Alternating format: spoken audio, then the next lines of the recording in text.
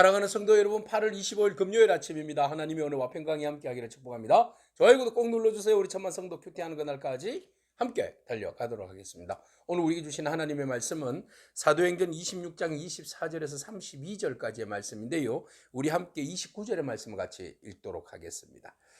바울이 이르되 말이 적으나 많으나 당신뿐만 아니라 오늘 내 말을 듣는 모든 사람도 다 이렇게 결박된 것 외에는 나와 같이 되기를 하나님께 원하나이다 하니라. 아멘. 바울은 베스도와 아그리빠 그리고 그곳에 모여있는 귀족들 앞에서 예수 그리스도를 증거합니다. 내가 왜 예수님을 만나게 되었는지, 핍박자에서 어떻게 전향하여서 예수 그리스도를 복음을 전하는 복음 전도자가 되었는지에 대해서 열정으로 복음을 전하고 있습니다. 자기의 어떤 죄에 대해서 벗어나고자 하는 그 어떤 그 해명이 아니라, 변호가 아니라 오직 예수 그리스도를 증거하는 증거의 자리로, 복음 전도의 자리로, 그리고 설교의 자리로 시간을 바꿔버린 겁니다. 상황을 바꿔버린 겁니다. 자, 모두가 다 꼼짝없이 바울의 변명, 변론을 들을 수밖에 없는 그런 상황이 되었습니다. 이야기를 다 듣고 난 다음에 베스도 총독이 듣고는 바울에게 소리를 지릅니다. 너의 많은 직식이 너를 미치게 만들었구나. 너의 많은 학문이 너를 미치게 만들었구나 라고 이야기를 합니다. 도무지 로마 사람으로서는, 합리적인 생각을 가지고 있었던 사람으로서는 예수 그리스도의 죽음과 부활의 이야기를 이해할 수가 없는 일이죠. 신비입니다.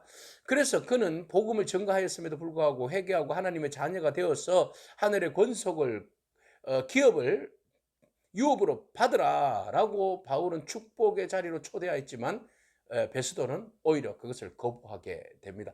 자, 복음을 전가했을 때에 오히려 바울의 많은 학문의 지식이 그를 미치게 한 것이 아니라 베스도의 그 많은 학문과 경험과 철학과 로마인으로서의 어떤 생각들이 복음을 받아들일 수 있는 상황을 거절하고 만 것입니다. 방해가 된 것이고 그것이 걸림돌이 된 것입니다.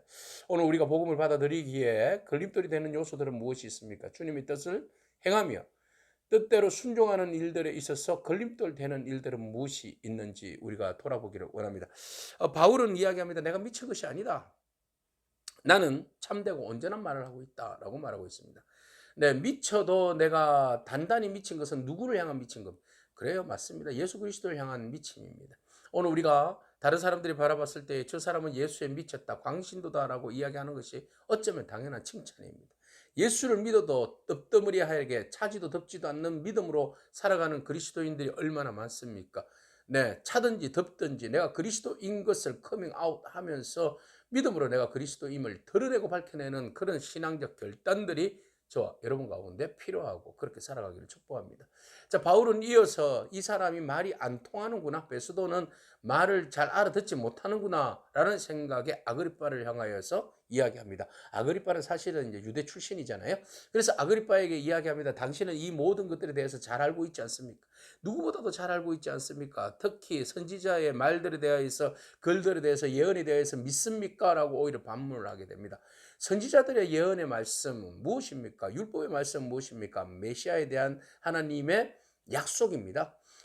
하나님의 메시아에 대한 약속을 믿는다면 메시아가, 내가 지금 이야기하는 그분이 바로 메시아인데 당신도 믿고 구원을 받으시오 라고 아그리빠에게 복음으로, 구원으로 초대하고 있습니다. 자, 아그리빠가 그 이야기를 듣습니다. 그리고 나서 아그리빠는 이야기합니다. 바울아, 네가 적은 말로 나를 그리스도인이 되게 하려고 하느냐라는 것이죠. 맞습니다. 네가 그리스도인이 되게 하려고 내가 이 말을 하고 있다라고 바울은 말하고 있는 것이죠. 그러면은 아그리빠가 왕의 자리를 떠나서 진심으로 예언의 말씀을 믿는다면 그는 그 자리에서 회개하고 복음을 받아들였어야 했습니다. 그러나 그는 또 거절합니다. 자, 바울의 이야기에 대하여서 그는 거절합니다. 그래서 바울은 이야기합니다. 내가 결박당한 것 외에는 당신과 여기에 있는 모든 사람들이 다 나와 같이 되기를 하나님께 원한다 라고 말합니다. 당신들이 모두가 다 내가 결박당한 것 외에는 모두가 다 예수 그리스도를 믿어 하나님의 자녀가 되기를 내가 원한다라고 바울은 말하고 있는 겁니다. 이것이 마지막 복음 설교의 전도의 마지막, 유대에서의 설교의 마지막이었습니다. 자, 마지막까지 재판의 그 자리에서 바울은 복음을 전하는 기회로 삼았습니다. 그리고 열정적으로 복음을 전하였습니다. 그가 총독이든 천부장이든 백부장이든 귀족이든 왕이든 말이죠. 주눅들지 아니하고 당당함으로 복음을 전가하는 바울의 모습을 바라보게 됩니다. 바울이 이렇게 당당하게 복음을 전하는 이유가 무엇입니까? 예수 그리스도 그가 생명의 부활이 있기 때문에 그렇습니다. 예수님 부활이요 생명이요 우리의 길과 진리가 되시고 우리의 영원한 생명의 주가 되시기 때문에 그렇습니다. 그래서 그는 핍박자에서 복음을 전가하는 증거자로 바뀐 것이죠. 저양한 것이죠. 생명이 있기 때문에 그렇습니다.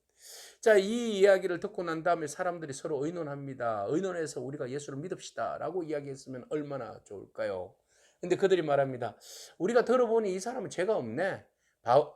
바울이 황제에게 상소만 안 했으면 오늘 여기에서 풀어줄 뻔했는데 아우 안타깝다. 이렇게 해서 재판은 끝났고 바울은 이제 로마의 황제에게 상소해서 황제 앞에 가서 변론하게 되었고 황제 앞에서 자기의 무죄성을 이야기해야 할 그런 상황이 되었습니다. 압송할 수밖에 없는 그런 상황이 되었습니다.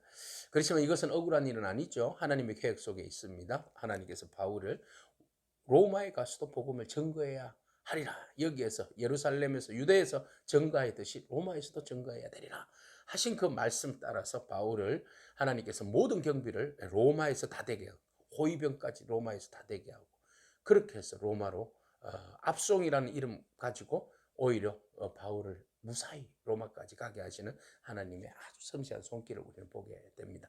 자, 오늘 우리가 바울을 바라보면서 당당함, 복음의 진리 앞에서 당당함, 어떤 상황들 앞에서도 사람 앞에서 권력 앞에서 상황 앞에서 우리는 당당함이 있습니다. 그 당당함은 예수 그리스도가 나의 주 나의 하나님이시여 부활하신 생명이기 때문에 그렇습니다. 그 생명을 안고 있는 우리는 복음에 대한 열정이 남다른 줄로 믿습니다. 우리 안에는 복음에 대한 예수 그리스도에 대한 사랑과 열정이 있습니다.